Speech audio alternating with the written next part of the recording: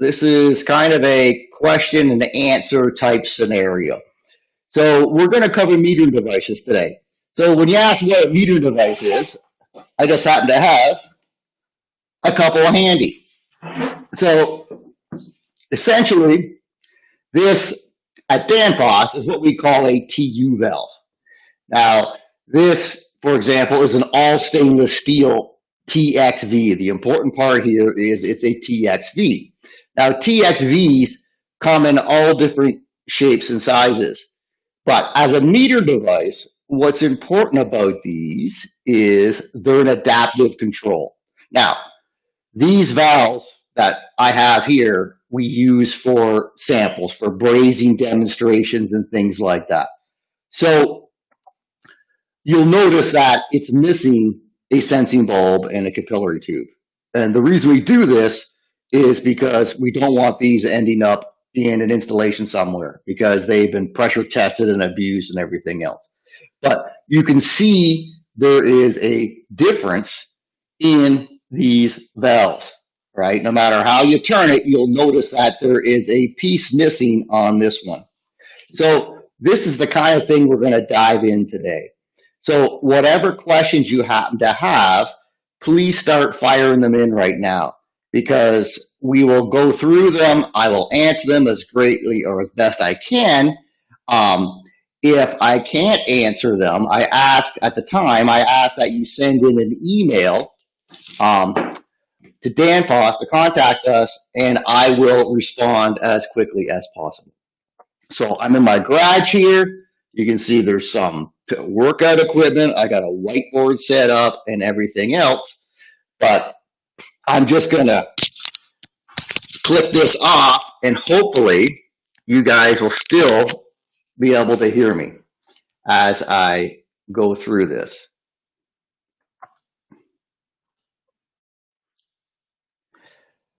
So now that I'm wireless, let's get started. I'm going to share a basic presentation with you here for a second. And this will kind of just start how we're going to get through this. So let me go ahead and I'm going to share my screen.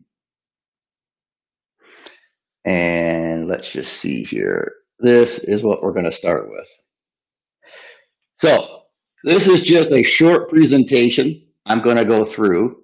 And I kind of want you guys to go through this with me. And once we're done, then we can start going through the questions that everybody has. So hopefully you can see this okay.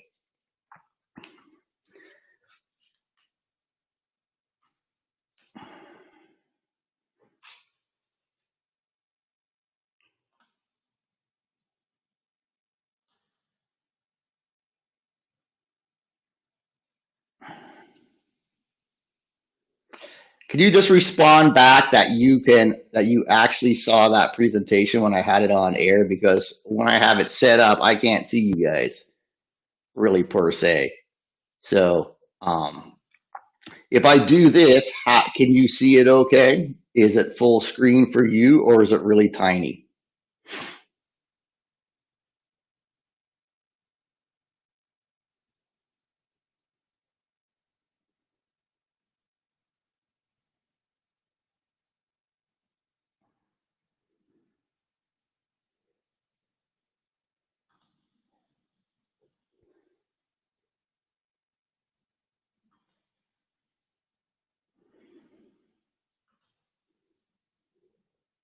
Okay, here, I think I messed something up here. All right, so what's this presentation going to cover? Well, it's going to cover TXVs. Now, TXVs are one type of meter device that we're going to deal with, but it's the one that you're mostly going to see in the industry. So when you're dealing with refrigeration, for example, you're going to see a lot of these in walk-in coolers and freezers. You're also going to see them in a lot of air conditioning units. Here in North America, where we have units that we call split systems, residential units, all these generally have TXVs in them nowadays for energy efficiency.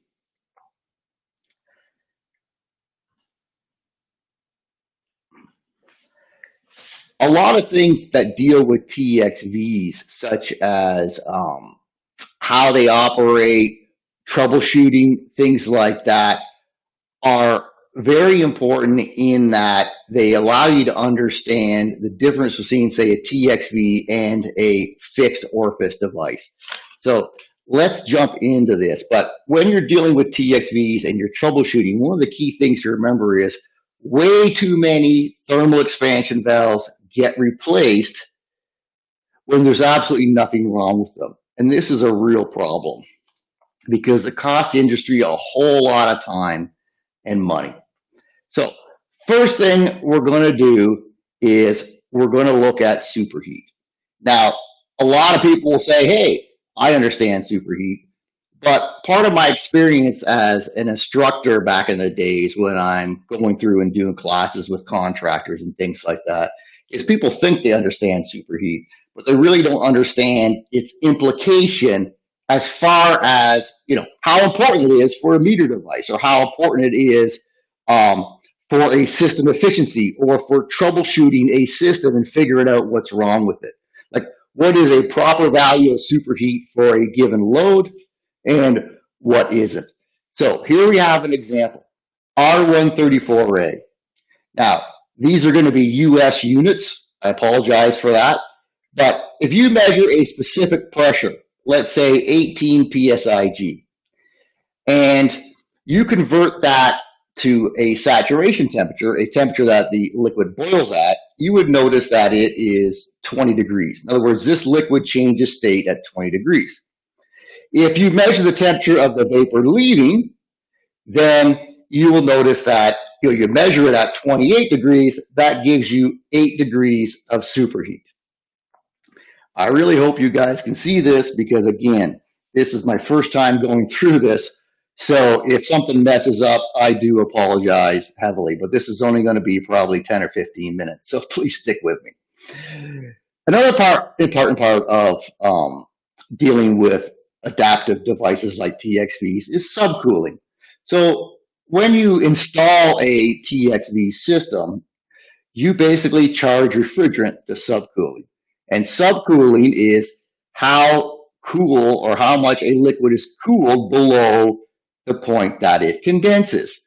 So let's say that you have water coming out of your hot water tap and the water is 50 degrees Celsius. Well, we know that water boils at 100 degrees Celsius. So your 50 degrees Celsius water is subcooled 50 degrees. Well, it's the same for refrigerant. When you leave the compressor and you go into the condenser, you are actually superheated. And you will, de-superheat, giving up heat because the air blowing across the condenser is cooler. And in this case, we have a refrigerant called R410A. It's operating at 365 PSIG. This means that the vapor, the superheated vapor, will continue to cool down till it hits 110 degrees, at which point it can no longer cool down anymore and still stay a vapor. There's too much force pushing it together. So what happens? It starts to condense to a liquid, and it continues to condense to a liquid at 110 degrees until there is no vapor left to change state. And this is the important part. Once you run out of anything to change state, whether it's a liquid to boil to a vapor or a vapor to condense to a liquid, you now go back into what's called sensible heat change. So once all the vapor is gone, we now continue to cool that liquid sensibly. So if we leave at 98 degrees and it condenses at 110, we are said to have 12 degrees of subcooling. Now, this value in itself doesn't mean a whole lot. You have to put it into context with the rest of the system because the amount of superheat and subcooling is not static. It is going to change depending on the conditions the system is running in. Is it hot outside? Is it cool? Is there a high load? Is there good airflow? All these things affect these values. Getting back to the TXV. The TXV is a mechanical device. It takes a pneumatic force the pressure that is formed in the sensing bulb. And it takes that pressure, delivers it via a cap tube to the power element, the flat part that you see on top of the TXV. And inside of there, there's what's called a diaphragm. And that diaphragm is the point where all the forces that are present work against. So you have bulb pressure on the top. That is your one and only opening force. The other two forces, your superheat spring and evaporator pressure, those are closing forces. So when taken together, you know that if one force on one side is greater than the other, it is going to cause movement or deflection in that direction. So if the bulb pressure is greater than the other forces, it pushes that diaphragm down and the valve then starts to open. If your evaporator pressure and spring pressure is greater, then it starts to drive the valve closed. Bulb pressure is determined by how much superheat, in other words, how much warmer the refrigerant leaving the evaporator is compared to the saturation temperature and, of course, the pressure inside the evaporator. So here you can see, again, one of our TU valves cut open. We actually sell this as part of an ice machine kit. So when you look at it, here you will see the different parts. At the top, in the dark gray, is your superheat spring. On top of that, in the power element, in the red, is your diaphragm. And feeding pressure from the bulb is the capillary tube. So once again, pressure from the bulb pushes against that red diaphragm. Under there in the yellowish, orange, amber, whatever color it is. I guess guys aren't that great at figuring out colors. I don't know. I know I'm not. It takes the force from the diaphragm and pushes down against that green valve spring, a valve stem. And the valve stem then pushes against the orifice. And the orifice, as it gets pushed downwards, it's like a triangle, a slope. The further down it gets pushed inside, the more opening there is for the refrigerant to flow through, and the greater the flow you get. Now, just as a bonus, you will see on the left-hand side, sticking out from the TXV, that is your superheat adjustment stem.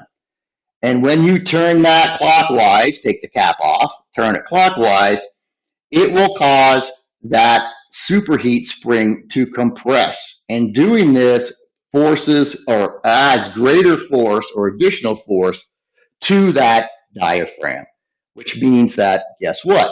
You're going to need a warmer sensing bulb, more superheat in order to overcome it. So the valve then will not open until you have more superheat.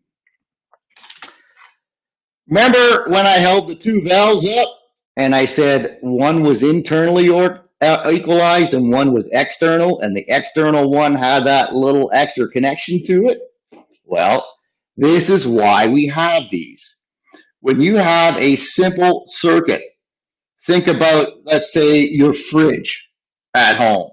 Now, your fridge at home, if it has a TXV, I'll fall over.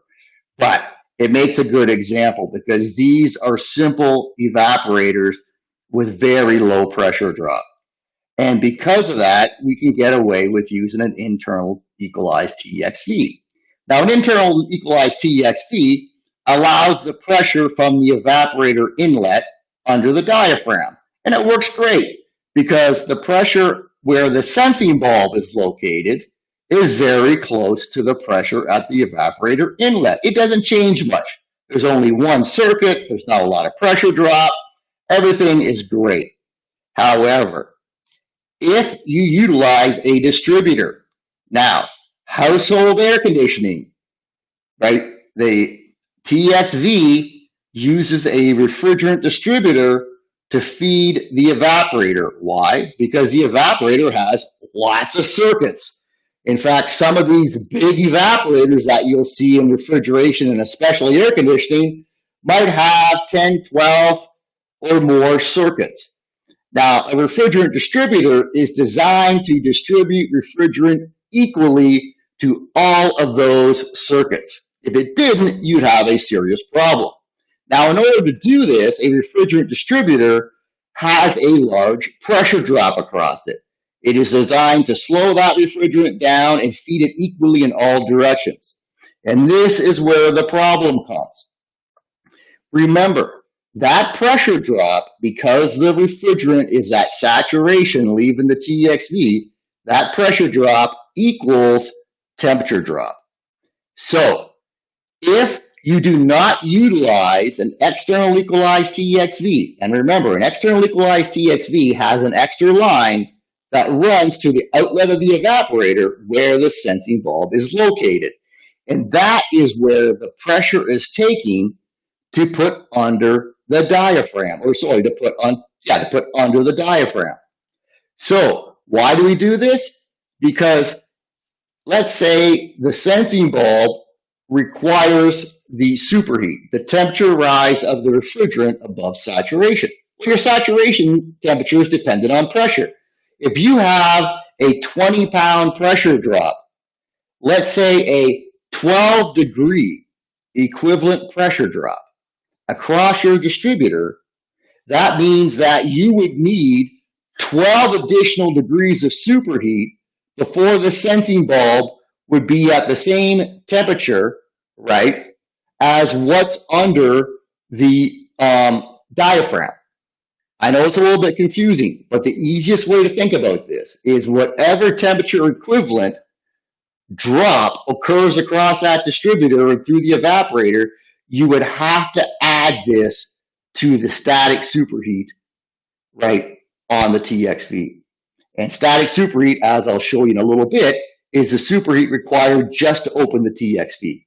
So if it was, let's say, 4 degrees, right, 4 degrees Kelvin required superheat, and you had a 6-degree Kelvin equivalent pressure drop across a distributor, you would actually need 10 Kelvin of superheat just to start opening the valve if you didn't use an external equalized TXV. So the rule is you can use an external TXV even when you don't need one, but you could never use an internal equalized TXV if you need an external equalized one. You will always underfeed the evaporator.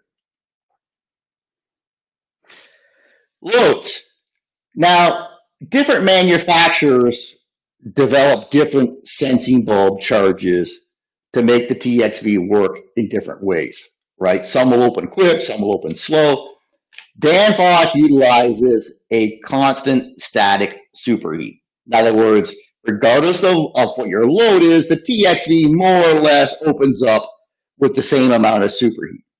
All right. However, when you're looking at a system that's operating, the amount of superheat that you will read at the evaporator outlet depends on the load on the evaporator. Why? Because the TXV has to open more to give you more load or give you more refrigerant to match the load. The only way you can do that is if the sensing bulb is warmer inside and develops greater pressure. And to do that, you need a little bit more superheat. So if you were to measure, let's say you had a walk-in freezer or cooler, and you just started it up, and everything inside is warm, you would expect there to be a very high load on the evaporator, and there would be. So if you were to go there and measure superheat, 2 minutes after you started the system, you would measure a very high level of superheat. But if you were to come back 6 hours later and measure superheat, after everything inside of the cooler was cooled down, you would find that your superheat is a lot lower. And the superheat will continue to drop until the thermostat shuts the system off. So once again, there is no single value of superheat. If somebody were to call me up on the phone and say, hey, I just measured my air conditioning superheat and it's 12 degrees, is that good? I have no idea. What is your system doing? How long has it been running? How much humidity is in the air? Are all the windows in the house open? Is it 38 degrees Celsius outside and humid? All of these things will determine how much superheat you have. So that's where the experience as a technician and working years in this in the field, that wisdom, this is what it allows you to do. You can walk up to a system that's operating, you look at the conditions the system is working under, and that information will tell you, hey, how much superheat do I have? Should I have? How much do I actually have? And that allows you to look at the difference, and that helps tell you if there's a problem with the system or not. So speaking of troubleshooting, with a TXV operates in a very specific manner. They're very simple mechanical devices. They open up when there's extra load on the evaporator, and they close when there is a lower load on the evaporator. That is it. The hard part is determining what is causing that high load or low load on the evaporator. What is causing that excess superheat? So we're going to go through and we're going to look at key points that will help you determine if a system has a problem with the TXV or if it has a problem with the airflow or refrigerant or everything else. Now this sounds a lot more complicated than it really is, but stick with me. I guarantee you that with a little bit of thinking, this will make a lot of sense. But you're really looking for some key differences between certain values. So here we have a simple evaporator. The evaporator on the left has higher airflow. You'll notice that your evaporator temperature is like 47 degrees. Now this is air conditioning. And you're running around 16 degrees Fahrenheit of superheat. On the right-hand side, you drop the airflow a little bit on your evaporator, and you will notice that the evaporator temperature drops a little bit, about 4 degrees. And you will also notice that your evaporator superheat drops as well, about 14 degrees. Now, this may not seem like a big change. This is only a couple degrees Celsius change in temperature. However, in air conditioning, this is a pretty big deal because it means that you are pulling a lot more humidity out of the air. But I just want to make the point that reducing airflow on an evaporator with a TXV will lower the evaporator temperature and will lower the superheat.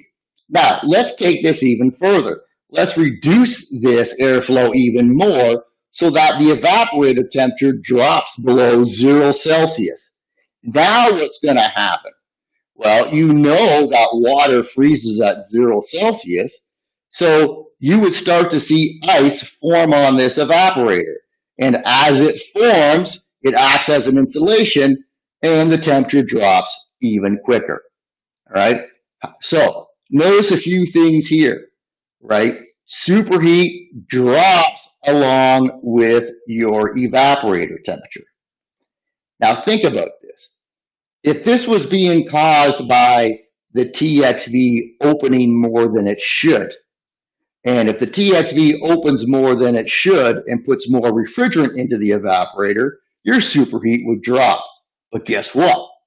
If your airflow was okay and you were putting too much refrigerant into the evaporator, your evaporator temperature wouldn't go down. It would go up. So you would expect 50 degrees in the evaporator if your TXV was stuck open and you were putting too much refrigerant in there. All right? So the fact that your superheat drops with your evaporator temperature means this is an airflow issue. Refrigerant charge. Here's something that should make everybody a little sad or make you shake your head. At least here in North America, and I've talked to some of my friends over in Europe, it's kind of similar. Over half of all the air conditioning systems here are overcharged. There's too much refrigerant in them. And the main reason is because when people measure high superheat or low evaporator temperature, they only use one value. And they use that one value to make the assumption that the system is low on charge. If the system is not low on refrigerant charge, and you add refrigerant, you are going to cause all kinds of problems. So let's look at what low refrigerant charge actually does as far as symptoms go. On the left, you've got a cooler, proper charge. You're running around 20 degrees Fahrenheit. I think that's around, minus 7 Celsius. All right, you've got 12 degrees of superheat. That's about, I think, 6 Kelvin or 6 Celsius of superheat, and you've got 12 degrees of subcooling. Now, with a TXV, as you add refrigerant charge, the amount of subcooling goes up. And I'll tell you why in a little bit, once we're done this. Now, if you look on the right-hand side, you got low charge. Now, you got low charge, your evaporator temperature drops. Why? Because there's not enough refrigerant for the compressor to pump, so the evaporator temperature drops. But notice your superheat. It's very, very high. So, a drop in evaporator temperature, an increase in superheat, tells you one thing, and one thing only. And that is you don't have enough refrigerant in your evaporator. It doesn't tell you why. It just tells you don't have enough.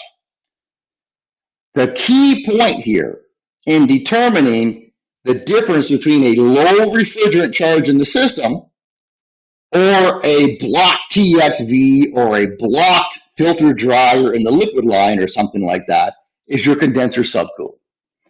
If you measure low condenser subcooling, much lower than what it should be, in this case 2 degrees, or it might even be 0 degrees, along with your low evaporator temperature and high evaporator superheat, those 3 pieces of information tell you that you're low on charge.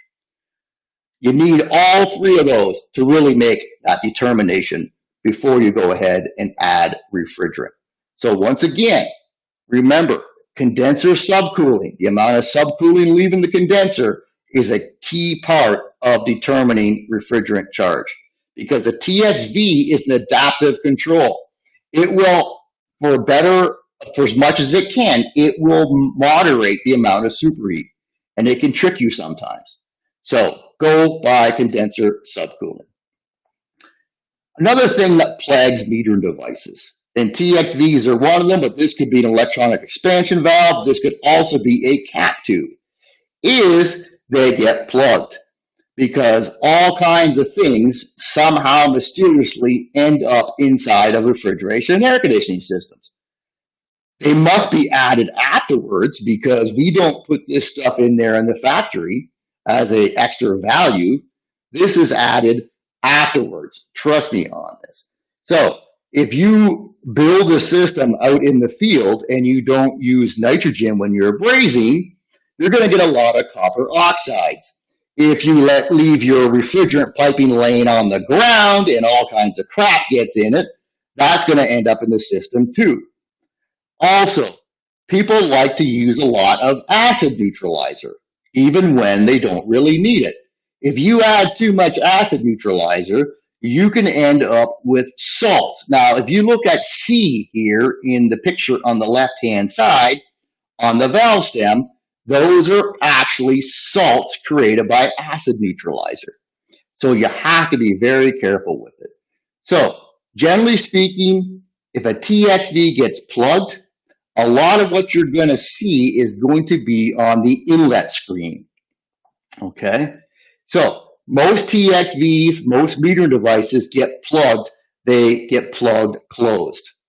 However, I have seen sometimes where metering devices, especially if the condensing pressure outside is relatively low, they can actually stick open. And when they stick open, what ends up happening is you end up with a fixed orifice, and usually too much refrigerant ends up going into the evaporator and flooding everything.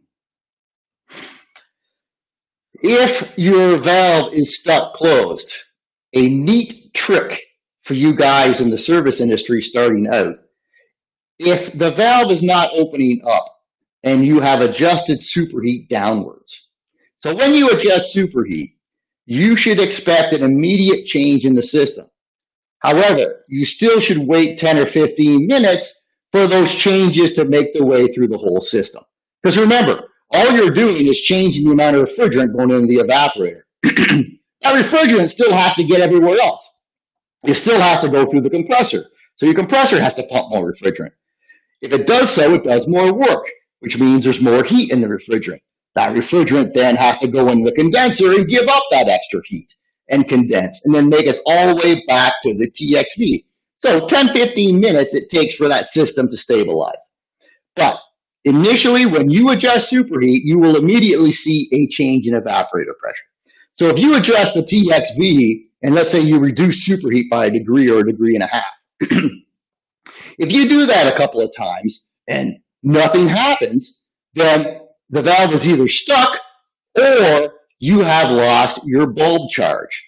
Now, bulb charge losses on Danfoss valves are pretty rare. It's usually pretty obvious that the valve has been beat up pretty bad. But a trick is to hold the sensing bulb in your hand and use the heat of your hand to warm it up. And if the valve still does not open up when you hold the valve in your hand, that means it's either really stuck or your valve has lost the bulb charge. Either way, you have to either remove that valve, or if it's got a replaceable orifice, pull that orifice out and inspect it. If the orifice is dirty, clean it, replace the filter dryer, flush the system, and install it and charge it, and away you go. If the screen is clean, replace the entire valve, right, for a new one because it's not working. And of course, once again, make sure you change the filter dryer every time you open the valve up, or every time you open the system up. All right, we're almost done, so bear with me here. So here you can see an A coil. For everybody over in Europe or other parts of the world, I'm not sure what your evaporator coils look like in your air conditioning, but this is what they generally look like here in North America. So this is called an A coil. It's shaped like an A if you look at the side. Some of the bigger ones are shaped like a W. But either way you look at it, it's got multiple circuits that you see all along the sides of it. And so the refrigerant leaves or exits the evaporator out of the top into what's called a collection header. And that refrigerant and oil that's mixed with it slams against the back of that header. And then when it goes around the elbow there, the bend, it gets thrown to the outside. So think about it. You're driving your car. You put your coffee cup on the dashboard. You turn the steering wheel left. Which way does the coffee go? It goes to the right, up against the window, right?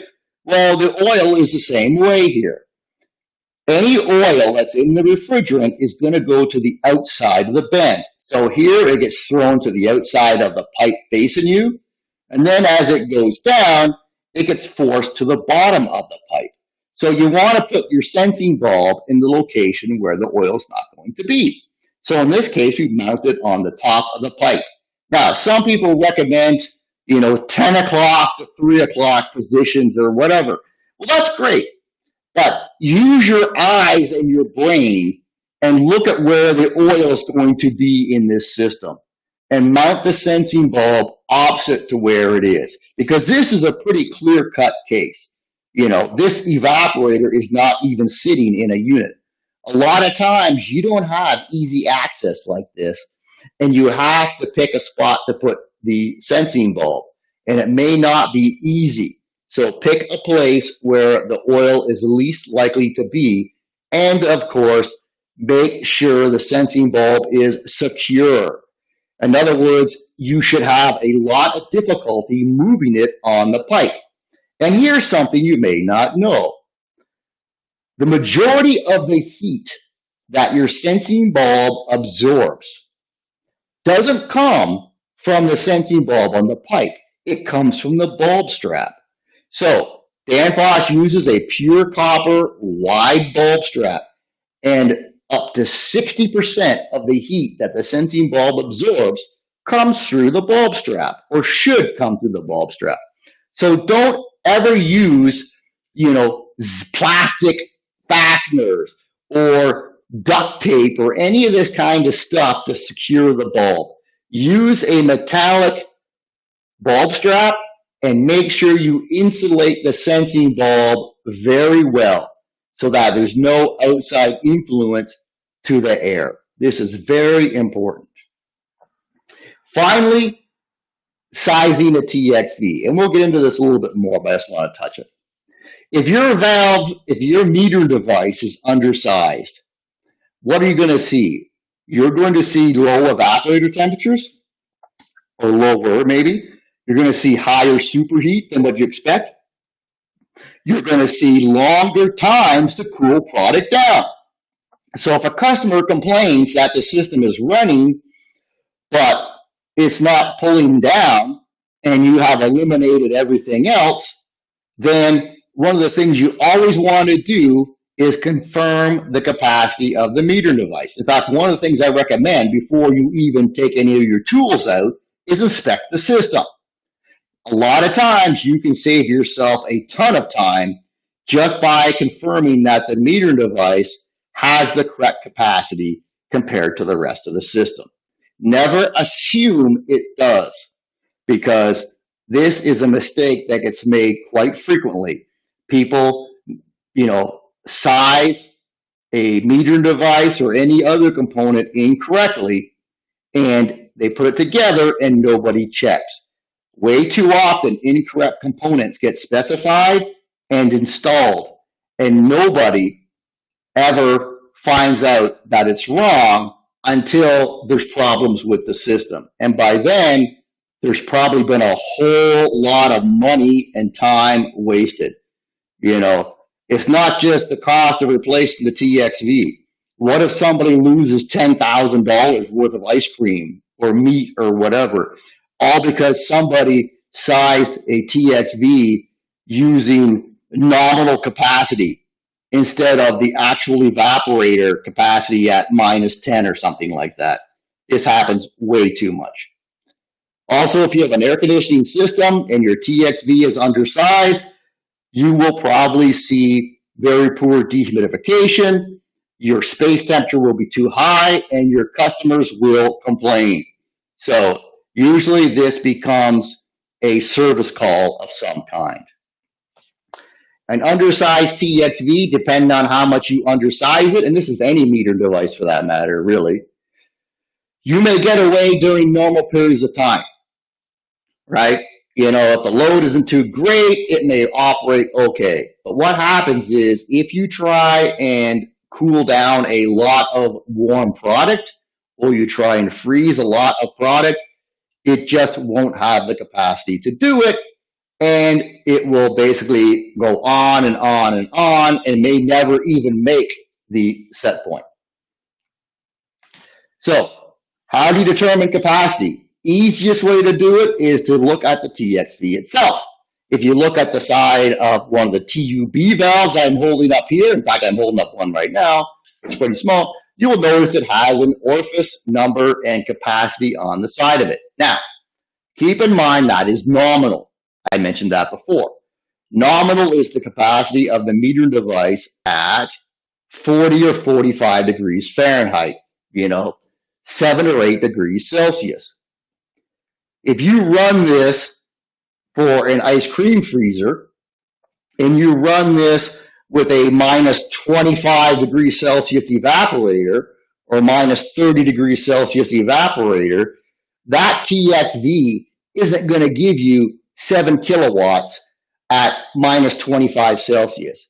It's probably going to give you 3.5 kilowatts at -25 Celsius. So if your evaporator actually has a capacity of 7 kilowatts at -25 degrees Celsius, you're going to need a bigger TXV, probably a number 8 or number 9 orifice or even a larger valve. So keep that in mind. Do not make that mistake. TXVs only give you about half of the rated capacity in low temp freezers, right, than what the nominal capacity suggests. And we'll go through and we'll do some selections later just to show you that.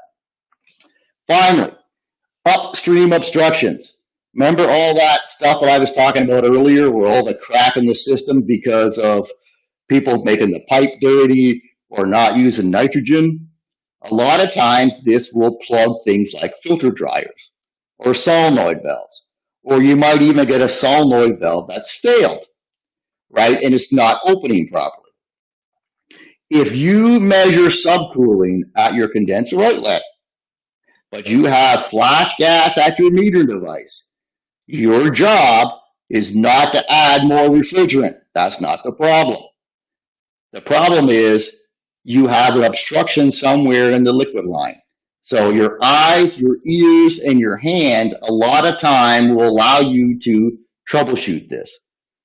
As you can see in this picture here, you have frost leaving the filter dryer in that picture on the right-hand side. That is a very plugged filter dryer. They're not always that bad. Other times you might have a stuck solenoid valve, and you can hear it. You can hear the refrigerant flashing into a vapor going through the solenoid valve. And it might have condensation, water on the outlet of it because of the pressure and temperature drop. So your eyes, your ears, and your hands are a really good way to determine if there is an issue upstream in the liquid line. And once again, never add refrigerant, all right, until you have checked the condenser subcooling. If your condenser subcooling is okay, the issue is not refrigerant. It is something else. And your job then is to figure out what it is. Finally, adjusting superheat. Once again, very rarely will a TXV need adjustment. If you're working with very low temp refrigerators, sometimes you will need to reduce superheat a little bit compared to what the factory setting is. But the vast majority of the time, the only time you need to adjust superheat is if somebody before you adjusted it and didn't do it correctly, or more likely was not needed to have it changed. So if you are going to adjust superheat, make sure you do it after you have eliminated all other possible issues. And once you have, adjusting superheat should be the last thing you do before you hold the sensing bulb in your hand and then pull out the TXV. It should not be the first thing you do. So if you adjust superheat, every valve that I have seen, TXV, if you turn the superheat adjustment screw clockwise, you increase superheat. If you turn it counterclockwise, you decrease superheat. Here is the thing to remember.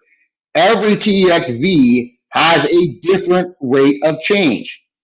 Some air conditioning valves, like the Danfoss TR6, it only has between 1 and 1.5 degrees of change per turn, per complete turn. Whereas some refrigerant valves, like our T2 valve, has 6 or 7 degrees per turn. So before you start turning this thing, make sure you know the rate of change for that valve. You can look it up quite easily. It's usually on the box that the TXV came in. There's lots of information available for you. But make sure you know that, because two things are going to happen. Either you're going to be sitting around all day waiting for something to happen, or everything is going to happen all at once, and you're going to put in way too much change, and now you're going to have to go back and redo it all over again and not waste time. So that is done. Let's get back to the actual presentation itself. So I'm going to stop sharing. And, oh, sorry, written material is not too clear. So I got my first question here. Regarding the cap tube, how to choose the right size and why is there a big difference between the different softwares? All right, so capillary tube. Now, for people here who are not familiar with what a capillary tube is, a capillary tube is essentially a long piece of copper tube that's very small in diameter. And it works by the simple fact that there's a high restriction inside of the copper cap tube. And when the refrigerant flows through that cap tube, it not only goes through a pressure drop because of the small diameter, but also because of the friction from the walls of the cap tube. So think about it this way, right? It's very small inside. It's like a lot of times the diameter of this wire here is a typical cap tube. So think about how small inside it actually is as far as the opening goes. So you have the refrigerant going in there, the liquid. Now the liquid has a certain amount of subcooling, let's say 4 or 5 degrees Kelvin. As it goes through, the friction causes the pressure to drop. And when the pressure drops, you lose subcooling. And eventually the pressure is going to drop enough that you end up starting to make vapor. You start to flash. Now, the vapor takes up a lot more room than the liquid does. So this causes the refrigerant to slow down, take up more space, and undergo even more friction and more pressure drop. Until the time that you exit the outside, you end up hopefully at the right pressure and saturation temperature going into the evaporator. So how do you size cap tubes? Cap tubes are sized essentially like any other metering device. It's based on refrigerant, your evaporator and condensing temperatures, and your load. So a cap tube for, let's say 110 degree condensing temperature.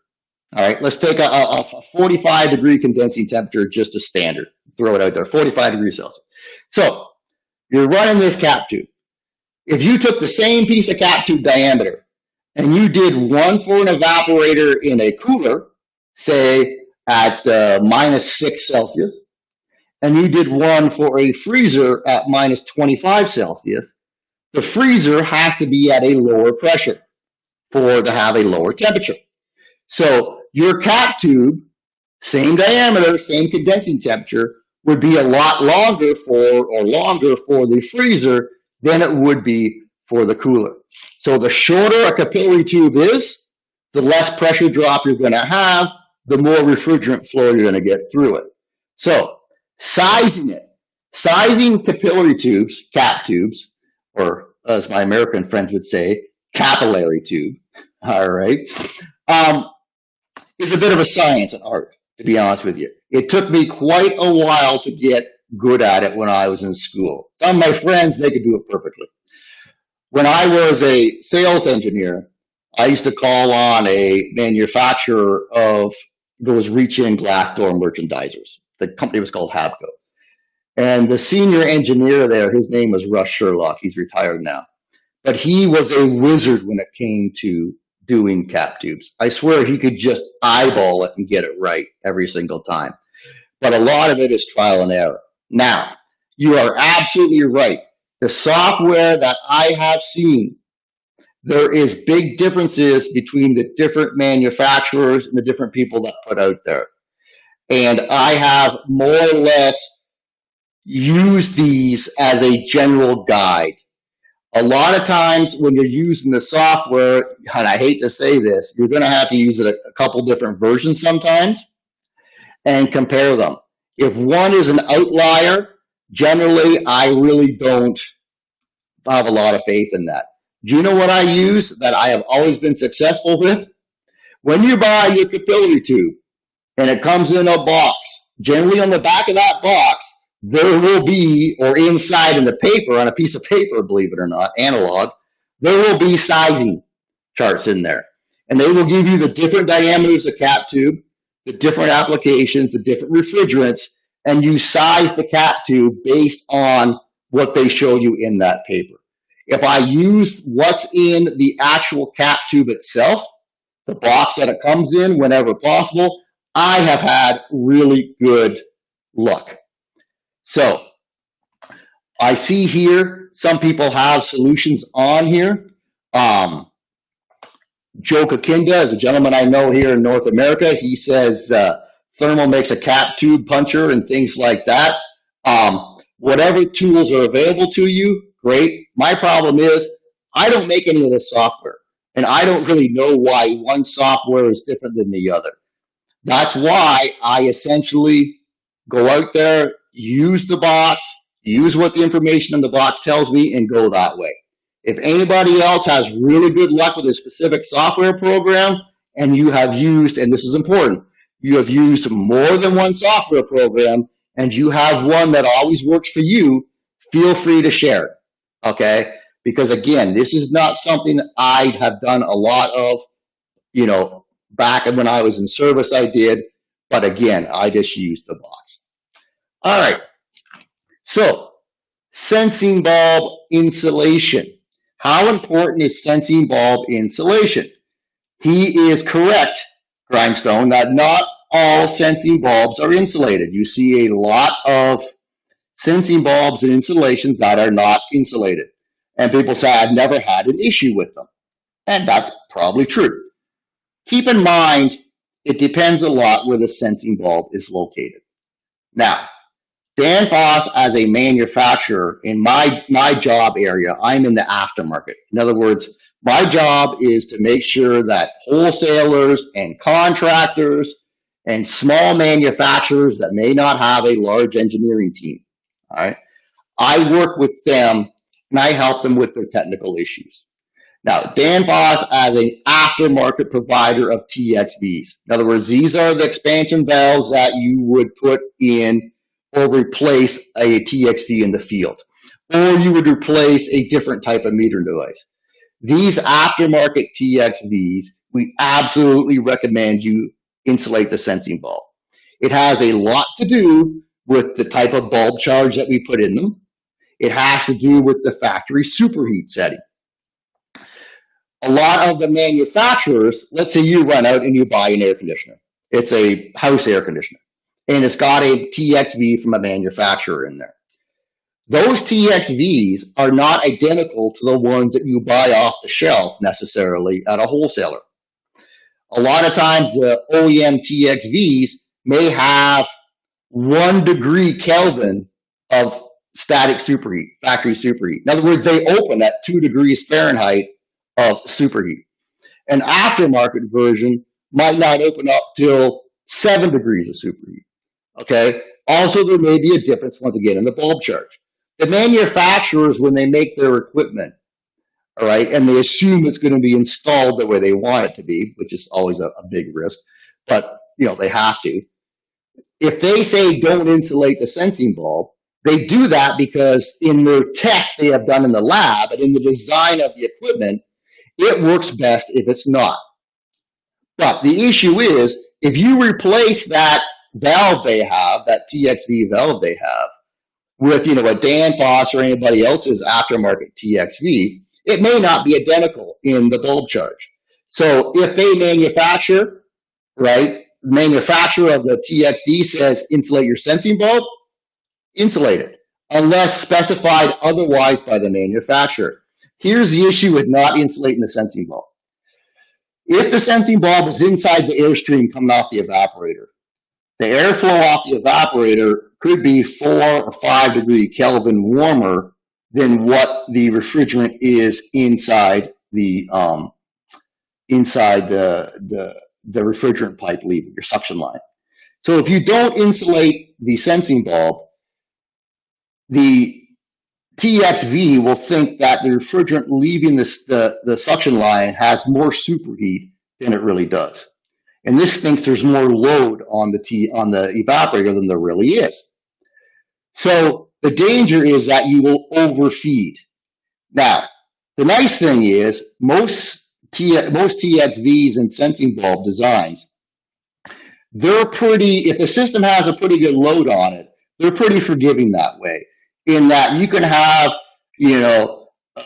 a little bit more flow into the evaporator, and that doesn't mean you're going to necessarily flood the compressor.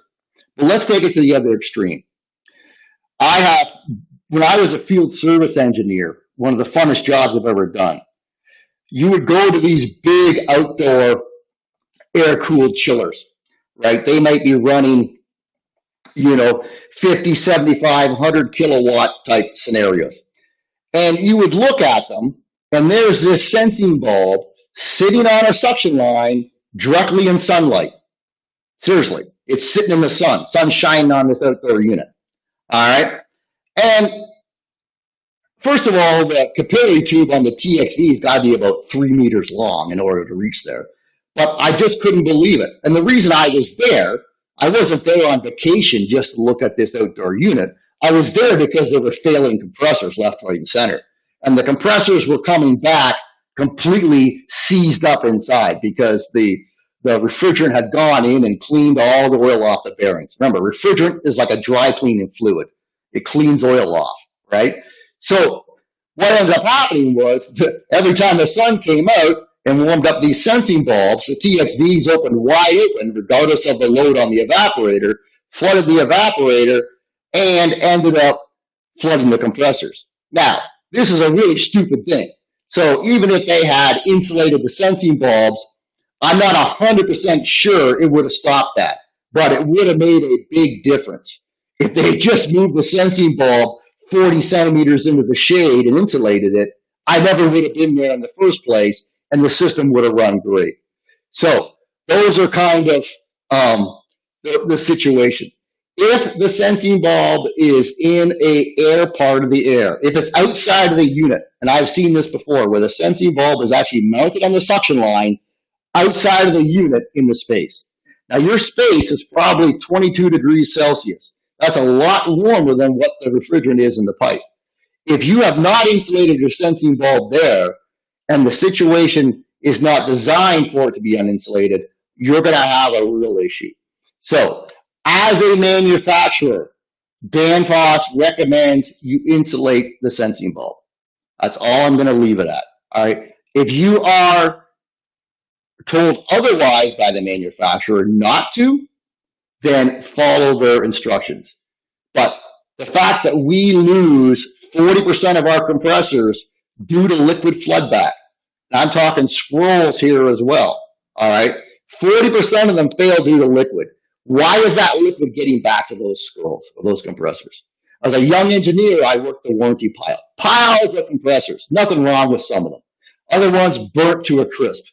Other ones flooded. It's a total waste of time and money, not to mention the poor customer that has to suffer through it.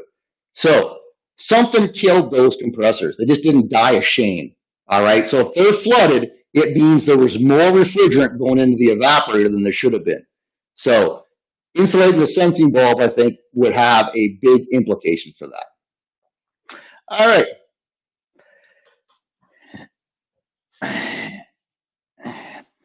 So let's go down here a little bit and get back to some of these questions here.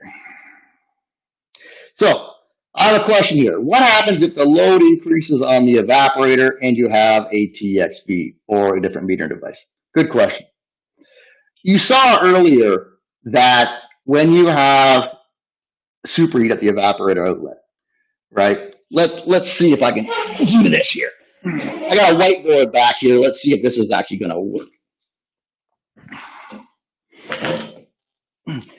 Actually, I bought this whiteboard yesterday.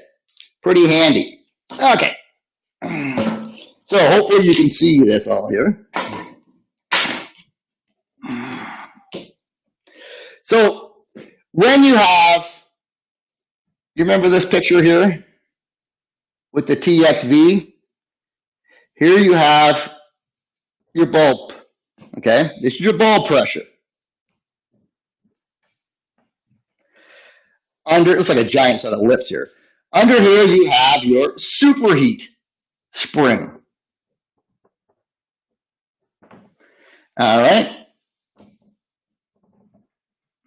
And then you have your evaporator pressure.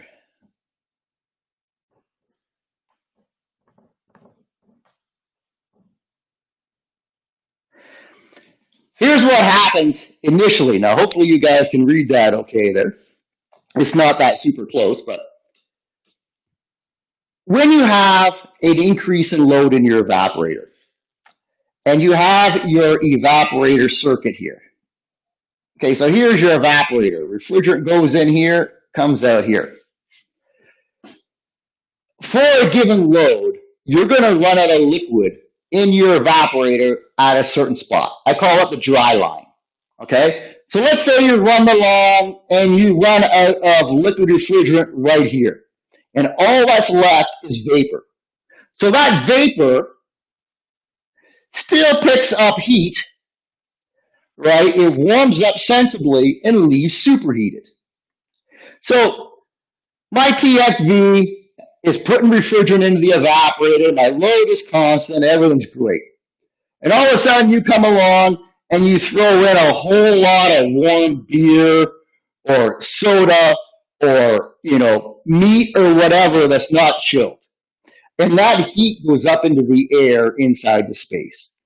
Or you have company over at your house, the oven is running, there's a bunch of people in the house, and you have this higher sensible latent load. Any of this stuff is the same. What ends up happening is, initially, you don't have enough refrigerant to match that new increase in load. So instead of running out of liquid here, you start to run out of liquid sooner in the system, upstream of the system. So, let's say suddenly you start running out of liquid right here. Well, now that vapor has more time to superheat, to rise in temperature. Now, your sensing bulb, let's say, which is sitting right here, it's going to start to warm up due to that warmer vapor leaving.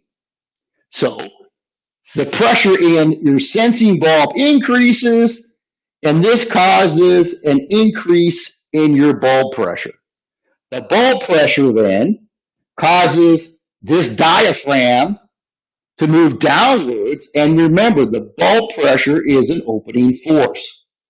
So when it opens up or pushes down, suddenly you're going to start to put more refrigerant into the evaporator, and your dry line is going to start to move further back down here.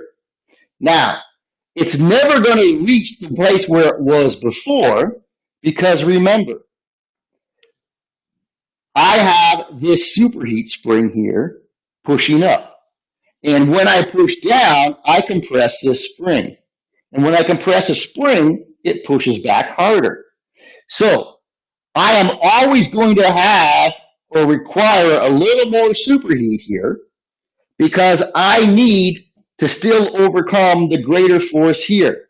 However, I am going to eliminate the majority of the extra superheat that would occur if the valve did not adapt and open up. So compare this to a fixed orifice, and we'll talk about fixed orifice in a little bit. A fixed orifice valve cannot open up anymore. It's a hole, right? So unless you get in there and actually drill it out and make it bigger, it's not going to change. So a fixed orifice valve would never be able to move this back here again. It would always stay there. Now, in refrigeration, this is a problem because you don't have enough refrigerant in here to absorb the heat. So instead of taking 4 hours to cool down all this food to a certain temperature, it might take 5 or 6 hours. So with an adaptive device like a TXV, it allows for that quick pull down time. So let's say, for example, the load on the evaporator starts to fall off because everything starts to get cold or gets frozen or whatever. Now the TXV is putting more refrigerant in there than it needs to. So this line starts to move back down here again because you don't have enough heat to boil off all that liquid. Well, guess what? The amount of, I made a mistake. The line starts to move back here now because we're down here. Because again, there's not enough heat to boil off all that liquid. So what happens? Your superheat starts to get reduced. This means that the bulb is not as warm. It doesn't develop as much pressure. And these two forces now, remember, this is pushing back harder. This also increases a bit because your evaporator pressure is going to increase a little bit. These now become greater than this. And since these are a closing force, it's going to cause the valve to start to close until you've hit your new equilibrium, your new spot where you have just enough refrigerant to match your load, and you might be maybe back to here, or even if your load drops right off, you may be way down here before the thermostat finally cuts it out. So here's the issue. Let's say your valve is undersized and the TXV opens up. Well, if the valve's got lots of capacity, it can easily open up and drive that dry line back down here. But if your valve's undersized, what ends up happening is your dry line always occurs further up the circuit compared to a normal sized valve. So an undersized valve is always going to underfeed the evaporator. There's never going to be enough liquid in there, and you're always going to run out of liquid early in the circuit, and you're always going to end up with a lot of superheat. So remember, this dry line here, or dry spot, where you end up running out of liquid, is key to how much pressure the sensing bulb is going to have. Because the further upstream, or the earlier in the circuit that you run out of liquid, the more time the vapor has to warm up, the more superheat you're going to have, the greater your sensing bulb pressure is going to be, right? As well as superheat doesn't really absorb a lot of energy. The most energy that is absorbed by the refrigerant is absorbed here, where the liquid is actually changing to vapor. And everybody has probably learned in science class in high school, if you remember that, it was like 100 years ago for me. I'm not as old as Joe Kakinda though, so he. But everybody learns that water absorbs a lot more energy boiling from a liquid to a vapor than just boiling. Right? You put water on the stove, it might take a few minutes for it to start to boil. But for all that liquid to disappear, takes a lot longer than just to boil the water. Okay? So all that energy that's absorbed in the evaporator, the majority of it is absorbed by the liquid refrigerant changing to a vapor. So let's clean this up here, and we will come back. Yeah, I bought this whiteboard last night, man, along with the brush and the markers and everything else, because I really don't have a need for a whiteboard outside of that. So there you go. All right.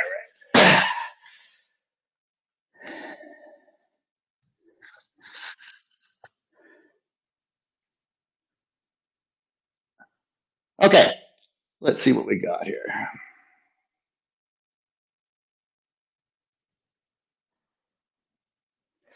Let's see here. If the load increases and the superheat increases, does the TXV lower the expansion, or I'm going to assume that's evaporator pressure? It's a good question. Well, I think they're asking here is, when the TXV opens up, and if your load increases, your superheat increases. If your TXV opens in response to that increase in superheat and evaporator load, if you have a fixed speed compressor, in other words, you have a compressor that runs at a constant speed, you can't speed it up, you can't slow it down, it just runs. The amount of refrigerant the compressor pumps is determined by the volume of the piston, okay, the cylinder inside, as well as the density of the vapor. So the higher the pressure of the vapor, the higher the density, right? The more mass you're going to pull in every time that piston drops and draws vapor in, okay? Or for a scroll, every time you take refrigerant from the outside of the scroll, the scroll wrap, and you force it towards the center where it goes up and leaves compressed. The amount that compressor pumps is determined solely by a little bit by superheat, but mostly by the vapor density. So that's why when you see a compressor for a freezer, that same compressor has less capacity, in other words, less pumping capacity than a compressor for a cooler. So increasing the evaporator temperature and pressure increases the amount that the compressor can pump. So where is all this going? Well, if your load increases on your evaporator, and assuming you have good airflow, you have the load increase, you probably do, and you have enough refrigerant in the system, and more on that in a second, when the TXV opens up and it puts more refrigerant into the evaporator, the only way that fixed speed compressor can pump that additional refrigerant is for the evaporator pressure to increase. So when the TXV opens up and you put more refrigerant into the evaporator, that compressor, the pressure in the evaporator has to go up. It's the laws of physics. You can't break it. Okay? So a fixed speed compressor pumping out an evaporator that has additional refrigerant dumped into it will respond by allowing that evaporator pressure to increase until the pumping capacity of the compressor has increased enough to match the additional refrigerant going in. Okay? So remember, the amount a compressor can pump increases with evaporator pressure. When your TXV puts more refrigerant into the evaporator pressure has to increase so the compressor can pump that additional refrigerant. So let's think of the opposite now. You've got ice on your evaporator, all right? Common thing that happens in air conditioning, common thing that happens in coolers and freezers. All right, you got moisture in the air. If the evaporator temperature drops below freezing, which in an air conditioning system signifies a problem, once that evaporator temperature drops below freezing, you start to form ice. And ice is an insulator. Insulation lowers the amount of heat being absorbed by the evaporator. So once again, what do you expect to see if you have a heat load problem, a low load, or poor airflow, or anything along these lines? Your evaporator pressure goes down. Why? Because you're not evaporating as much refrigerant. You don't have the load for whatever reason. So you're not producing as much refrigerant vapor. Well, the compressor doesn't have to pump as much now. So the only way the pumping capacity of the compressor can be reduced to balance the lower amount of refrigerant being evaporated is for your evaporator pressure to go down. So low load, especially with a TXV, but even with a fixed orifice, you see a low load, you will have a lower evaporator pressure and temperature, right? You will also see a lower superheat and possible flood back. If you are, let's say, coming off a defrost and there's lots of heat around the evaporator, so the refrigerant boils very quickly, you will suddenly have an increase in evaporator pressure as the compressor tries to pump all that extra refrigerant being evaporated. And as you cool down the evaporator, the surrounding air, your load goes down and your evaporator pressure drops. So when the system first turns on and you've got some load in the space, you're going to run a higher evaporator temperature and superheat. And as the load gets satisfied and the heat load drops off, expect your evaporator temperature and pressure to drop.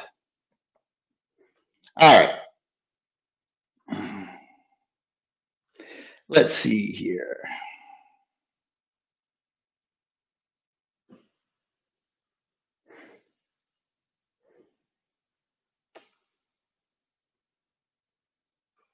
Why can't we find on the Danfoss site any document or table for choosing the cap tube? My second question is, how does it respond to changes in condensing temperature? Excellent question. A cap tube, okay, is different. It's what we call a fixed orifice. Some people would call it a simple restriction. I don't call it a simple restriction. A simple restriction is what you'd call a piston. So here, let me show you something. Get back to the trusty whiteboard again.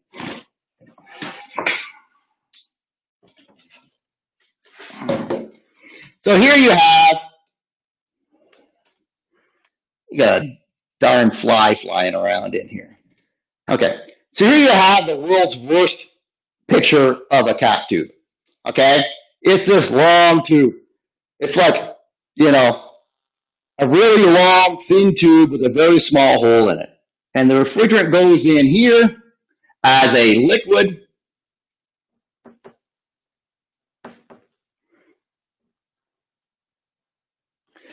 And it comes out here, right, saturated, right, and it's liquid and vapor. Ta-da. So here's how it works, a cap tube. You have, right, a pressure drop due to the small diameter. Okay? So due to the small diameter, you have a pressure drop and a velocity increase. So the velocity increase comes at the expense of the pressure inside. So you have what you would call that. You get the same thing, believe it or not, with a piston. And a piston has a whole lot like this. Now the piston is what you'll see in a lot of air conditioning systems. And it attaches right inside the distributor, feeding the evaporator. Now the difference between a cap tube and a piston is that a piston only has a pressure drop due to the small diameter of the hole. There's really no friction losses. Whereas a cap tube has a ton of surface area inside compared to the size of the opening. And so as you're driving along in here, you're going to end up with friction losses from the sides. Now you go in here 100% liquid with some subcooling. This friction causes the pressure to drop until you lose all your subcooling and you start to form vapor inside. The vapor takes up more volume and causes the refrigerant to lose even more pressure. Now, here's the thing. Hopefully everybody can still hear me okay. When you have a condenser, the condenser's outside, and let's say you have a hot day and your condensing pressure starts to increase. How these two different meter devices react to that is going to be a little bit different, even though they're both fixed orifice.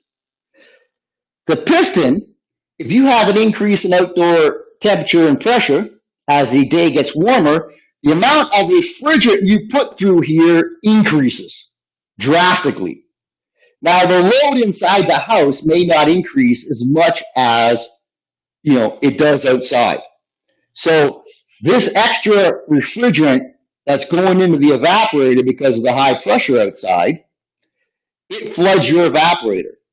And so in the case of a piston, you would expect your superheat to go down as the outside temperature and the pressure in the condenser goes up. It's counterintuitive, but it's 100% the way it works. So if your condenser is dirty outside or you don't have proper airflow, your superheat can literally drop to zero and you can flood the compressor. That's why you never want to overcharge the system, because it makes this worse. Here's the thing. With a cap tube, it's a little bit different. When the pressure outside starts to increase, initially, you're going to inject a bit more refrigerant into the evaporator. All right, the flow is going to increase a bit. But when you do that, you also reduce the amount of refrigerant inside the condenser. Now, when you reduce the amount of refrigerant inside the condenser, you reduce the amount of subcooling. So think about that. You got a little bit more refrigerant in the evaporator, a little bit less refrigerant in the condenser. Your condenser subcooling goes down.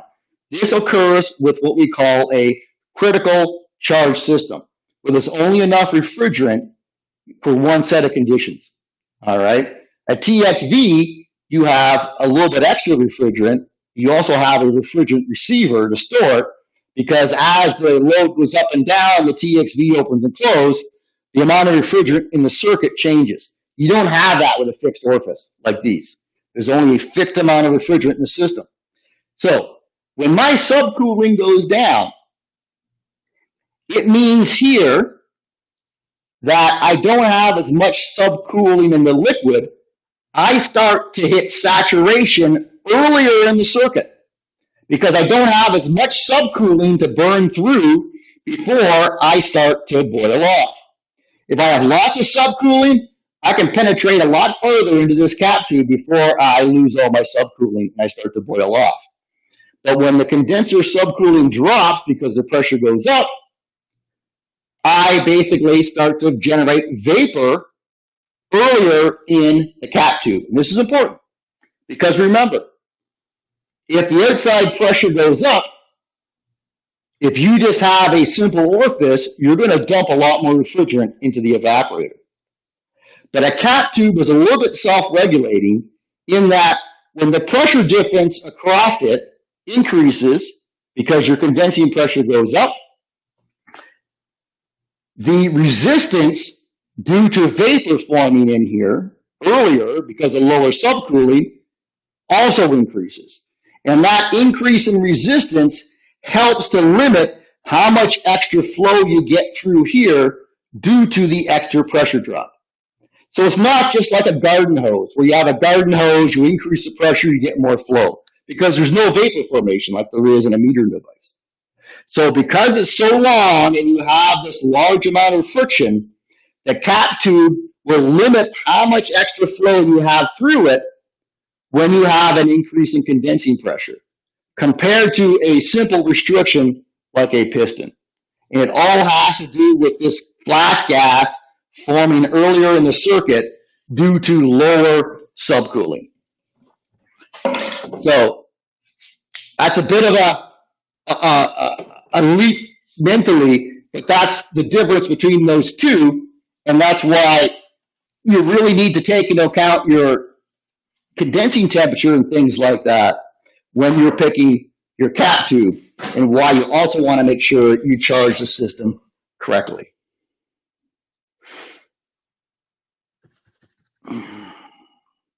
All right, if evaporator is bigger than condenser, how do you balance the system?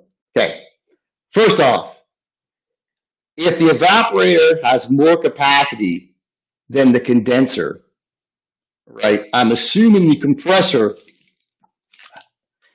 the big difference here is the compressor size for the evaporator or is the compressor size along with the condenser? Because that makes a huge difference. If your evaporator and your compressor are sized with more capacity than your condenser, what ends up happening is you end up with a higher condensing temperature. So let's say your outside temperature is 30 degrees Celsius. If your condenser is sized correctly, you might operate with, let's say, a 40-degree condenser. But if your condenser is undersized compared to your evaporator and compressor, you won't have like a 10 degrees Celsius, a 10 degree Kelvin difference in temperature between the air and the refrigerant. If it's undersized, you might have a 12, 14, 15 degree difference. That means that your refrigerant has to be 4 or 5 degrees warmer than it normally would. And this burns up a lot more energy.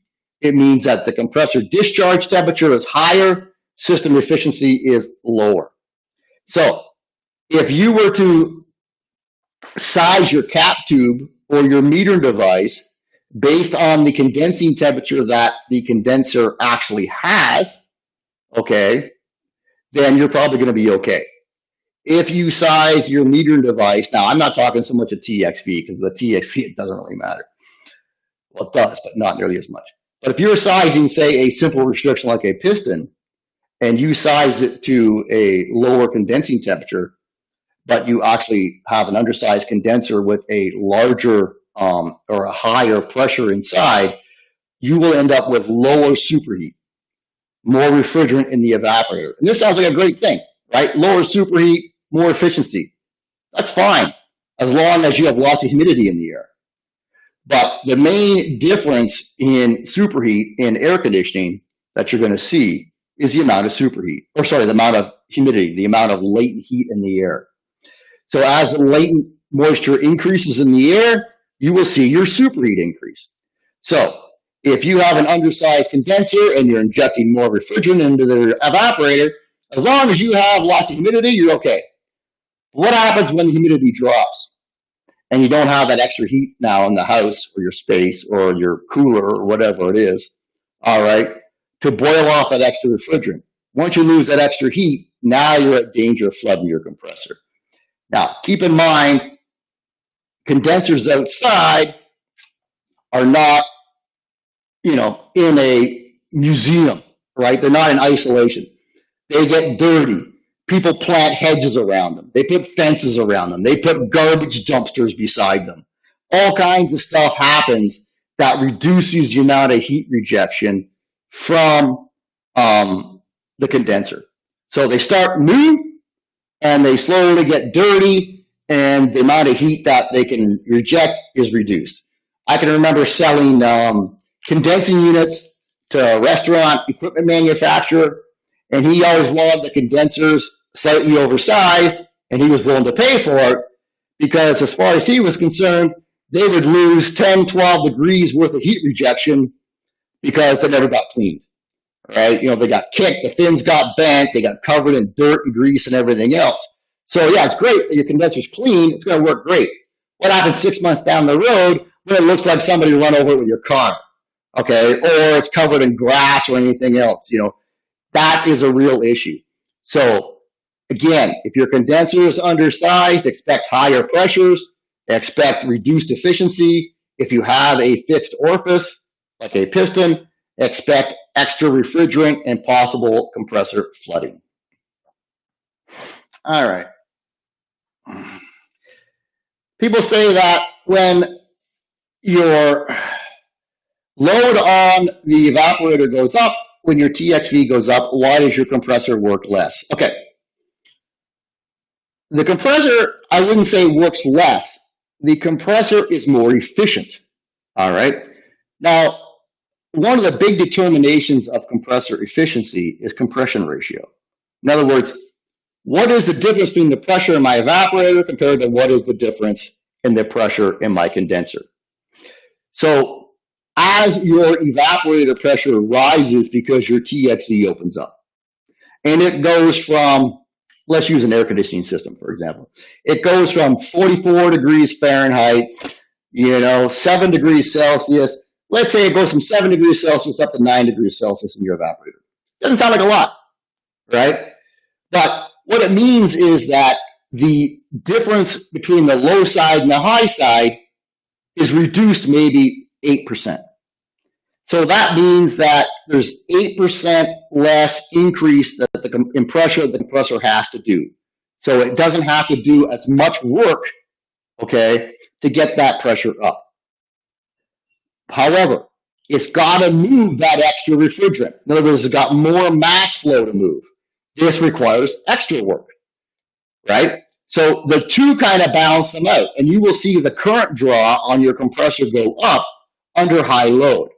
However, the efficiency of the compressor, determined by how many BTUs, right, or how many watts of heat you're absorbing in the evaporator, compared to how many watts of electricity the compressor is using, that ratio actually increases with a higher evaporator pressure. That means you're getting more kilowatts of cooling compared to every kilowatt of electricity you burn. So it's not so much that the compressor is working less, it's just working more efficiently. In other words, it has less work to do for each BTU, but it is doing a lot more BTUs of heat removal or kilowatts of cooling, all right, to meet that higher load. What ends up happening with these systems is the opposite. Let's talk about undersizing the condenser.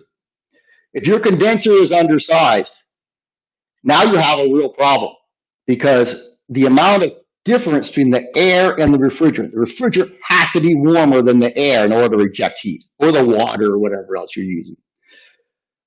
If your condenser is undersized or dirty or one of the fans broke or something like that, it means that instead of having, X amount of temperature difference, you need 1.3x or 1.4x of temperature difference. That extra temperature difference adds to the compression ratio, opposite of what we had before. So that extra compression ratio uses a lot more energy. Now here's the problem. You're not pumping any more refrigerant. You're still moving the same amount in fact, you're probably moving even less because the inefficiency of the system goes up. You've got more flash gas in the evaporator that absorbs less refrigerant. It's less efficient. So yeah, you probably are moving more refrigerant. You're just not absorbing as much heat for each pound. So the system efficiency goes in the toilet. So now the compressor, it's doing more work maybe, but its efficiency is also very, very poor. So increasing evaporator pressure and temperature, decreasing compressor temperature, okay, and pressure, increases the efficiency of the system. That's why new systems have huge condensers for efficiency and large evaporators. But you got to be careful, because if your evaporator is too big and your evaporator temperature is too high, that means humidity removal is a problem. Now, depending on where you live, this could be an issue or not. If you live in the American Midwest, where it's 14% humidity outside, or, in northern Africa, or places where they have very low humidity, but they have very high sensible temperatures, a large evaporator with a higher temperature is fantastic, because you don't have to worry about removing moisture. But if you have a lot of humidity in the air, like we do in the Northeast here, and on the West Coast, for example, of North America, you have to size the evaporator in the system in order so that you remove that latent moisture. All right, another question. How to avoid high pressure drop through the evaporator? That's a tough one, because a lot of times the sizing of the evaporator is based on load and the number of circuits. Generally speaking, avoiding a pressure drop is something that's very difficult to do, because essentially, I'm just going to have to, give me 1 second here. I'm going to have to plug in here for a second.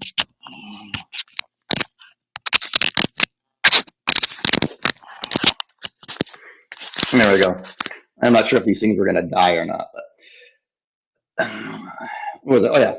So sizing the system, you size on capacity. Yes, you take into account the pressure drop on the system, but the main part of the pressure drop is the distributor. And the distributor, by design, has to have a pressure drop through it. It's going to be the biggest pressure drop in the system through the evaporator. So the reason you have a pressure drop in the distributor is because it has to distribute equally all of that refrigerant. So you get to an opening inside the distributor that has all these holes that lead to tubing. That's naturally going to have a pressure drop. If you wanted to, you could make your distributor slightly larger with larger tubes feeding, but how that would affect how much refrigerant is distributed into each tube or into each circuit is hard to say. Generally speaking, there is a balance point between the size of the evaporator and the pressure drop. If you try and put more refrigerant through a smaller evaporator, you're probably going to have more pressure drop. So I guess the easiest answer would be to reduce the velocity of the refrigerant through the evaporator by having a larger evaporator with more volume inside of it. This would increase your refrigerant charge naturally. All right. And you would have to also take into effect the effect of a larger evaporator on humidity removal and things like that. So it's very difficult just to say I'm going to decrease the pressure drop in the evaporator, because changing your evaporator has a huge impact on other aspects of the system. All right. I think everybody's done that. Hannah has a good point. I remember that I poured water on air-cooled condenser, then the cooling stops. Is there a minimum condensing temperature for pushing the refrigerant? Excellent question. You have two issues when designing airflow in that and pressure for a condenser.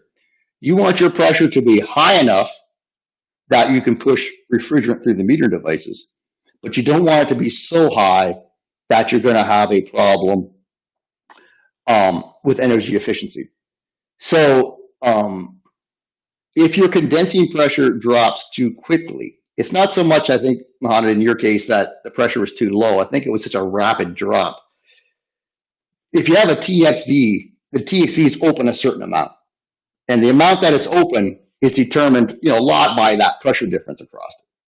So if it's open a certain amount and has a certain pressure difference across it, it puts a certain amount of refrigerant through.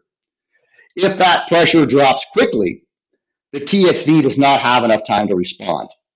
So it's not going to suddenly open up more instantaneously when you have a pressure drop.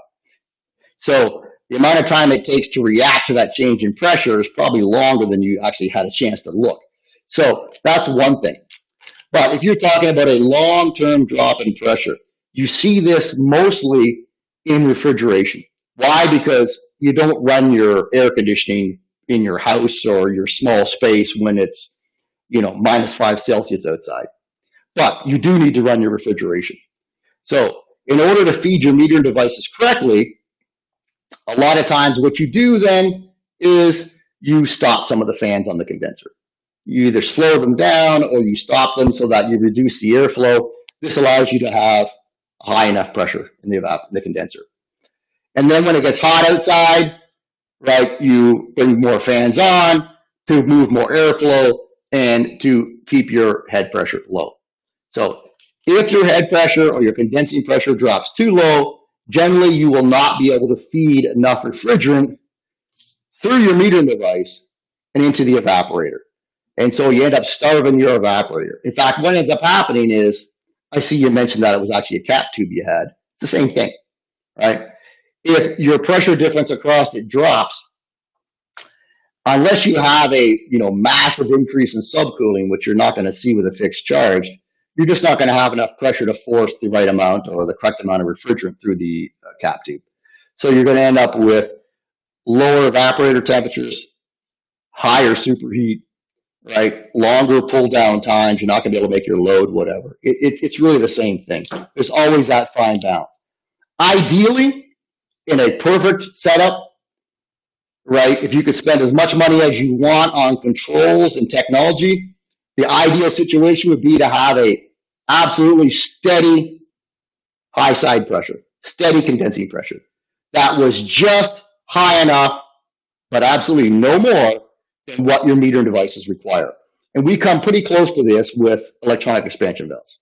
So we really haven't talked about electronic expansion valves. Electronic expansion valves are the next leap above this. So this is a mechanical adaptive device. It is the step above a fixed orifice, which can't adapt at all. This is a mechanical device that adapts according to superheat. And how much it does so, right, depends on the design of the valve and a bunch of other things, including how well it's made and how well it's installed. A electronic expansion valve doesn't have the limitations that this has. Because this is a mechanical device and there's push pins and rods and diaphragms and everything else in here, the valve has a resistance inside. It takes a certain amount of net force or force difference to cause it to open and close. Electronic expansion valve doesn't have that problem. It's driven by an electric motor. So you put a superheat value in there and you use software, and the valve will open up as much as it absolutely has to give you the superheat you want. If your pressure going into the electronic expansion valve drops, it just opens up more. It doesn't have a problem with that. So as long as it's sized correctly, you can have very low condensing pressures, especially at night when the temperature drops, and you can save a ton of energy and still make your needs. The next step on top of that is a variable speed fan on the condenser. A variable speed fan on the condenser allows you to maintain a pretty steady condensing pressure. If you have, let's say you have a condenser, let's use the worst case scenario. You got two fans, right? And you got a fan switch on one fan. You turn that fan on, you increase your airflow 100%. You go from one fan to two fans. So you're going to get a big drop in pressure. And that causes all kinds of issues, just like your situation with putting water on the condensing unit. If you had a variable speed fan, you wouldn't have that at all. As soon as the pressure started to rise and one fan wasn't enough, you just start that second fan up slowly and keep increasing the airflow so that your condensing pressure pretty much remains steady or only had a minimal change in pressure. This allows you to have constant feed through your electronic expansion valve, and it maintains the lowest possible superheat, and you save the most amount of energy. So, going from basic to complicated, a piston is a hole in a piece of metal. I remember the first time I took apart a large centrifugal chiller. I did a chiller teardown. Okay, it was 30 odd years ago. I was a kid practically, just starting out. And it was a train sidewinder. I think it was a 230 ton unit. We got down to where the metering device was. And the metering device looked like the drain in a shower. It was literally a piece of metal with the same diameter as that with some holes drilled in it. It looks like something you could make with a piece of sheet metal and a drill yourself. Wouldn't recommend it, but that's what it looked like. Kind of a letdown. All right. Those are very simple restrictions. And they use these because They can get away with them, and they work great under the right conditions, right? They're not going to fail, right? It's not like you're going to have a motor or something burn out on them. And when it's inside of a chiller that takes 3 or 4 hours to get to and thousands of dollars worth of labor, reliability is a pretty big deal. Then you have your fixed mechanical devices that you see in other air conditioning equipment, like pistons, for example. And I could probably dig up an image here somewhere. But again, it's an orifice, it's a hole. And so, generally speaking, you get a certain amount of refrigerant through it, depending on the pressure difference across it. Next up is the cap tube, which, because subcooling drops a little bit when your condensing pressure goes up, it kind of self-regulates. A lot better than a piston. But it can't automatically make itself bigger in diameter or shorter in length or whatever when the load comes along and increases. That's where a TXV comes in.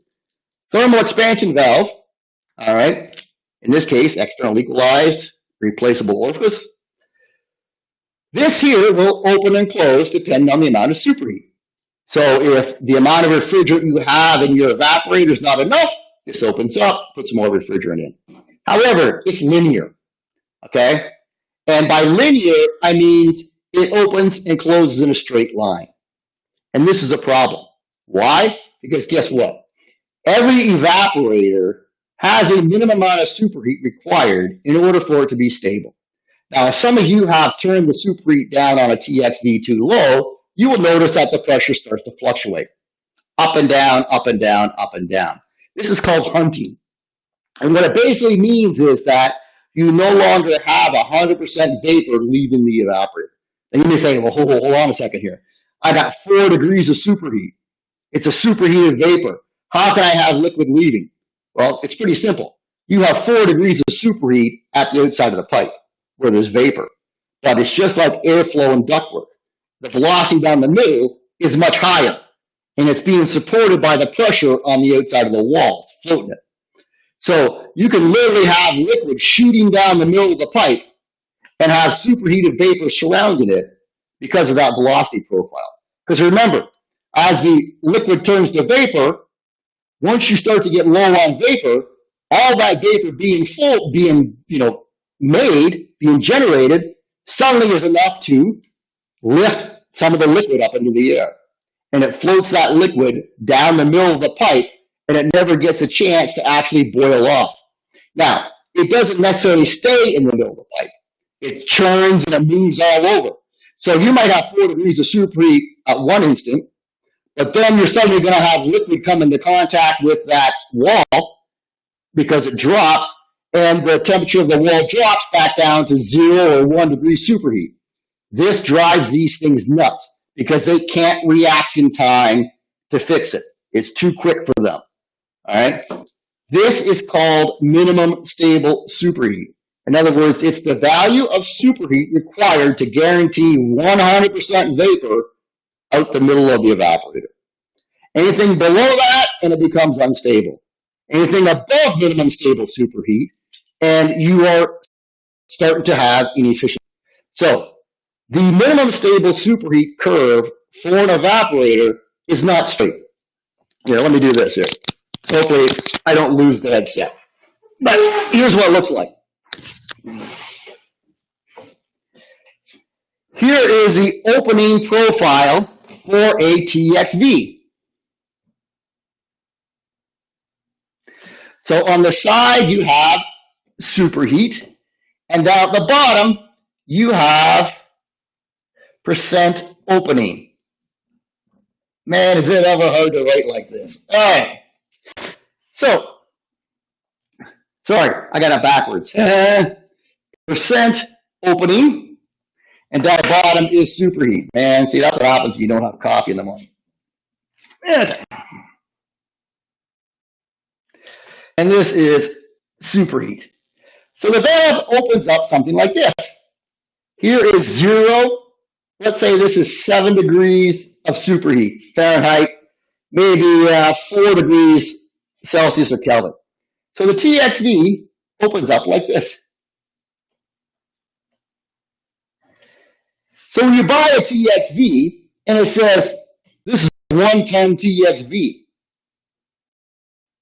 We call that nominal capacity. So this is nominal capacity. And you get that nominal capacity at a specific superheat value. So superheat 7, let's say this is 13 degrees of superheat. So if the valve opens up at 7 degrees of superheat and you get nominal capacity at 13, the difference is 6 degrees. That 6 degrees is the amount of opening superheat. So every TX valve has a specific amount of opening superheat that you actually measure, all right, that you can actually measure for it to give you your rated capacity. Now, just about every TXV has additional capacity over and above what it's rated for. Now, the reason they only rate them at this is because this is the most accurate opening and closing part for a TXV. It will open and close very accurately for a given amount of superheat for years and years and years, as long as it's not damaged. Once you get up into this area here, the accuracy, as far as the amount of refrigerant injected for a given value of superheat, starts to drop off. So we're not saying the valve can't operate up here. It does. When you overload it, when you load up a cooler or a freezer, or you have super high humidity, that TXV will open up all the way out here. And you will see a really high superheat value. And you'll also have a very high evaporator temperature. That tells you that the meter device is opened up as much as it can, and it's given that evaporator all the refrigerant that the compressor can pump out just to get that load down. And as the load starts to decrease, the TXV starts to close until such time as maybe right about here, the thermostat stops the system and it shuts it down. If you're running your air conditioning and it's a relatively dry day, your TXV may be operating around here. If it's a very humid day and there's lots of heat coming in, you may be operating here or even here. So depending on what part you measure your superheat at, you measure it on a dry day or a hot day or a humid day, the amount of superheat you measure is going to be different. But here's where minimum stable superheat comes in. Let me just get rid of all this stuff here and I'll redraw this line again.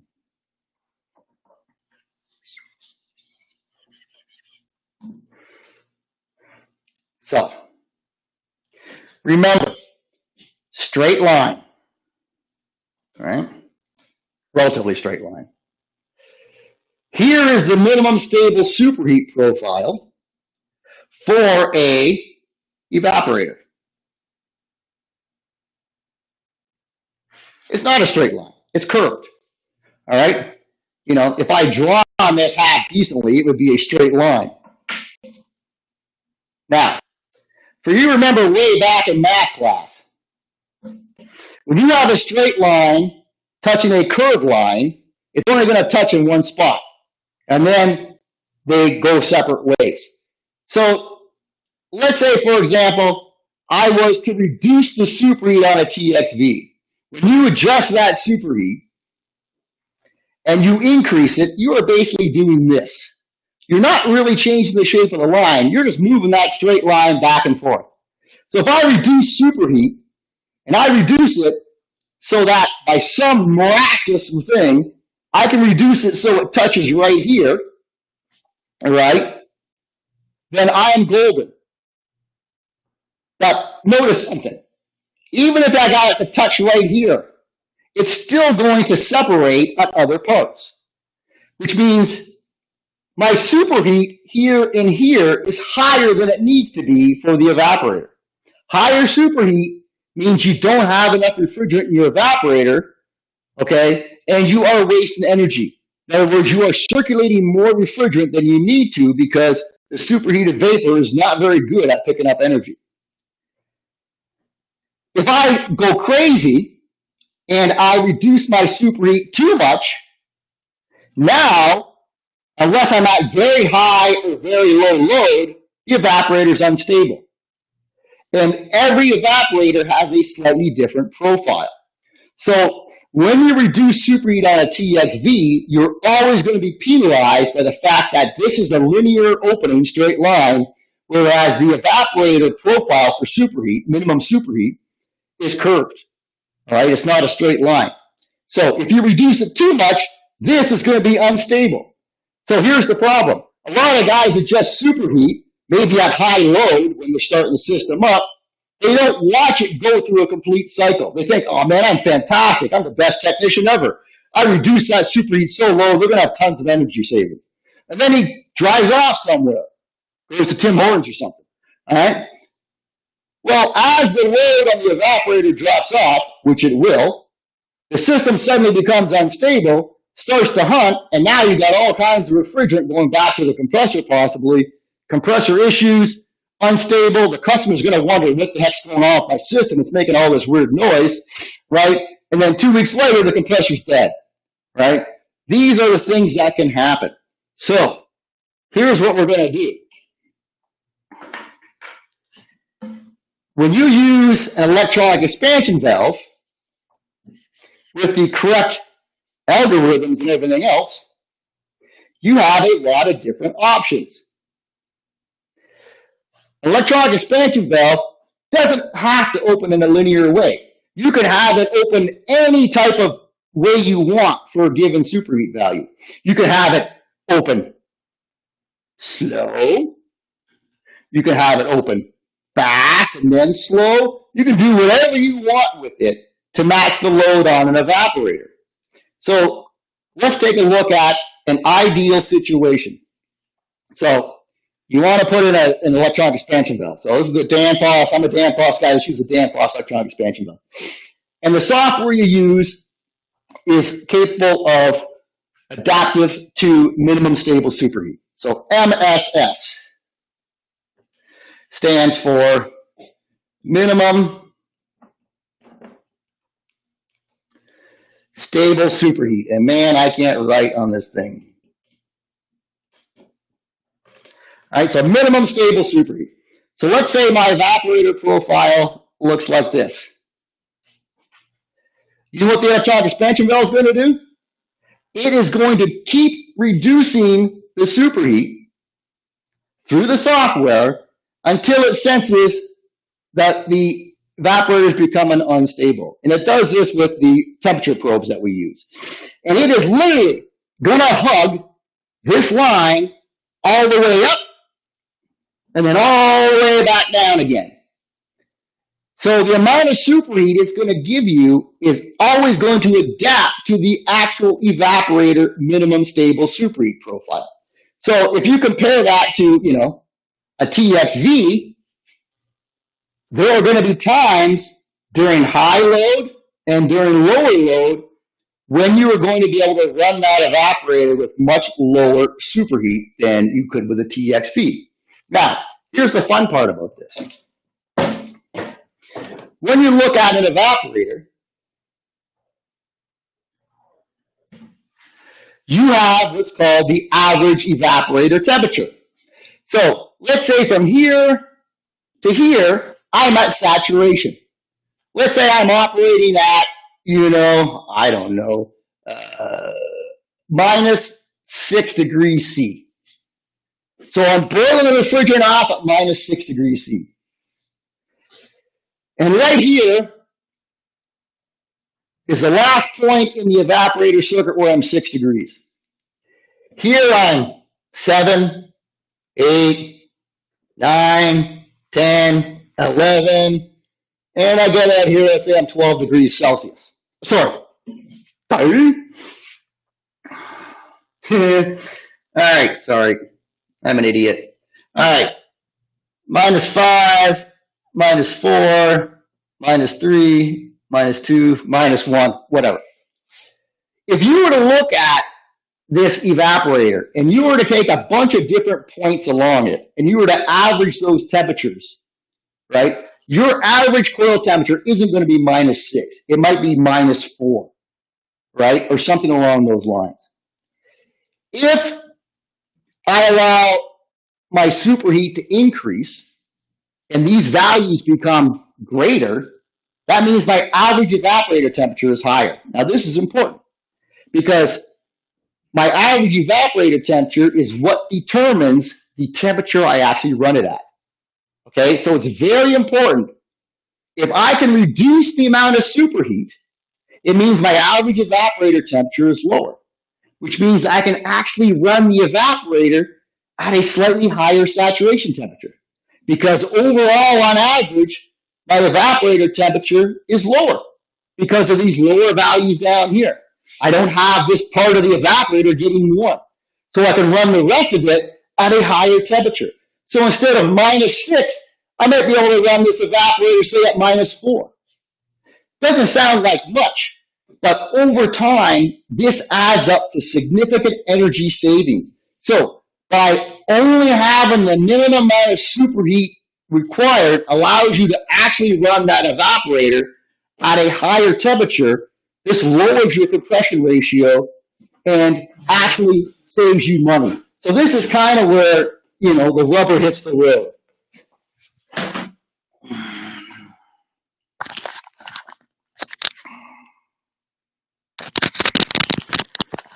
Okay, sorry if I'm having mic issues here. Okay, so I can see now that the questions have kind of tailored off. I hope I haven't put everybody to sleep and that we've managed to make it through some, of the technical challenges here on my very first live cast. But I thank you, everybody, for stopping by. And again, I apologize if there's issues with the mic or things like that, but I'll have more time to set up. I'd like to be able to do this again. So what I would like you folks to do is to please reach out to us and give us ideas of what you would like to see for topics covered in the future, because this is huge. Because I'm the one that came up with metering devices. Why? Because I like talking about metering devices. I like talking about anything that has to do with HVAC. But the main thing is, what's important to you guys? All right? If we're going to spend time doing this, right, and taking time out of our day to get involved with this, the more value we can add for you, the greater. Even if it means I'm going to cover 3 or 4 different topics, right, at a setting, I got no problem with doing that. That's fun. We can mix it up. But it's really important about these things. So I'm going to take a couple more questions, and then we're probably going to wrap it up. Now, I had a question where it talked about the importance of the external equalization line. Now, you remember in that presentation, if you were sitting in there, that the external equalization line, all right, again, you can see the difference, more or less between these valves here. An external equalized TXV takes the pressure from the outside or the outlet of the evaporator after all the pressure drops have occurred in the distributor and the evaporator. Because the sensing bulb, when it's measuring the pipe temperature, needs to have the same saturation temperature at the outlet of the evaporator as what's at the inlet. Because when it determines superheat, it uses that saturation temperature to do so, right? Is it 8 degrees above saturation, 9 degrees above saturation, whatever it happens to be. So the pressure under this diaphragm is your evaporator pressure. If you take it at the evaporator inlet, that tells the TXV that the saturation temperature in your evaporator is whatever it is at the inlet. Okay? Now, if you have a distributor, the distributor sits between the TXV and the evaporator. So it doesn't know that there's a pressure drop between it and the evaporator if you use an internal equalized TXV. It thinks that the pressure in the evaporator is, 3 bar, all right, or some value like that. It doesn't realize that there's a 1 bar pressure drop going through the distributor. So it still thinks the saturation temperature where the sensing bulb is based on 3 bar. So when it's looking for superheat, it's looking for superheat based on a 3 bar saturation temperature. But here's the problem. It's not 3 bar at the sensing bulb. It's 2 bar. So the amount of superheat that's required to be added to a 2 bar saturation temperature is a lot more than what you need to add to a 3-bar saturation pressure to get the same value, right? It might be 5, 6, 7 degree Kelvin more. So if you have a large pressure drop and you use an internal equalized valve, the valve is always going to underfeed that evaporator, because essentially what you're doing is you're taking that opening superheat value, whatever it happens to be, 4 Kelvin, and you're adding 5 or 6 Kelvin to it required in superheat before the valve even opens. So you're always going to be operating a much higher superheat than what you need to. And this means that you're always going to underfeed the value. All right? Underfeed the evaporator. Using this, we don't allow this evaporator pressure up under here. It's sealed off. The only pressure allowed under the diaphragm is from the external equalization line. It's allowed up under here. So it gets a true picture of what the saturation pressure is where the sensing bulb is. So that way it has an accurate indication of how much damn superheat it needs in order to open up the system. Finally, balanced port. All right. Balanced port TXVs essentially utilize a lot for larger TXVs. We've studied a lot of balanced port design, and in the fractional horsepower stuff, unless you have crazy swings in condensing pressure, how, I have no idea. Generally speaking, larger systems that have multiple condenser fans that are turning off and on, these are all going to be balanced port valves.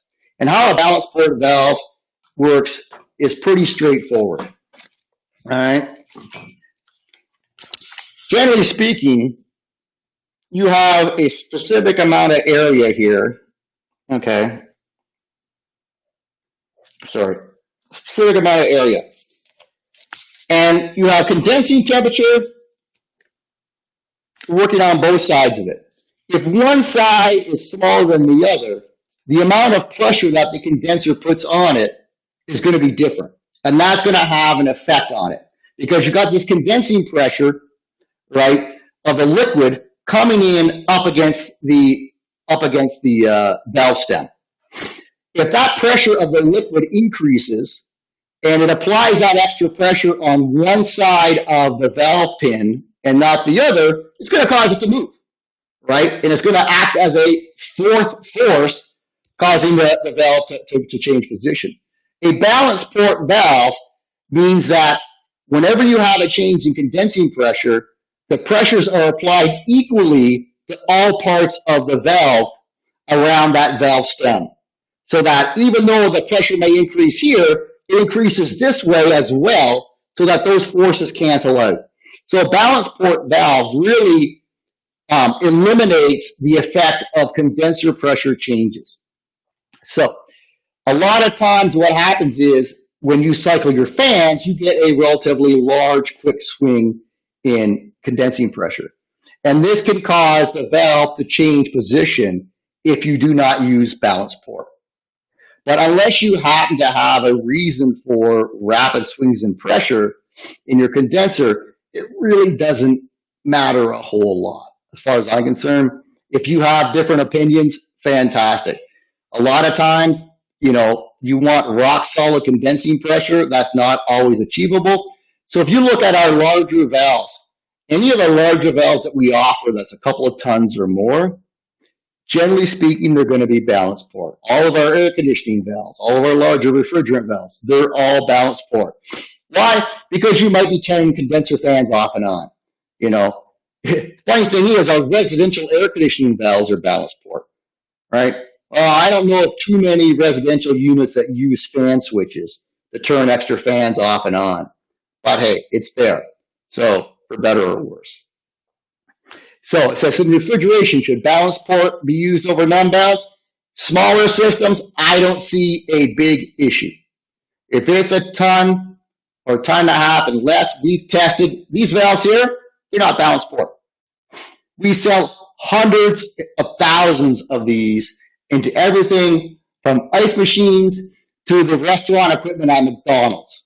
All right, scads of these things, right? Supermarkets, you name them, no problem. right? Now, these valves only go up to a couple tons. Above that, yes, now your forces are going to start getting to the point where they can have issues. All right. So that is it. Thank you once again for my wonderful artwork that I have been doing. I got to come up with a better setup. By the way, this is my squat rack back here. Funny thing I'm going to leave you with. I don't know about over in Europe, but here in North America, the price of exercise equipment has gotten stupidly expensive. And whenever something becomes valuable, guess what? People want to steal it. So we just recently got a notice from the police that please lock your garage doors and everything else because people have been going around stealing exercise equipment. Really. For some reason, I have this picture of some guy running down the road carrying two 25-kilogram weight plates. I don't think he's going to be too hard to catch anyways. So on that, thanks for coming out. Again, please let us know what we can do for you in the future. There's a ton of talent here at Danfoss putting these on, and I want to thank all the people that have supported me today. If there's been any shortcomings in this that didn't meet your expectations, they're 100% on me. So I strive to do better in the future. Please join us again. Thank you, and take care, guys.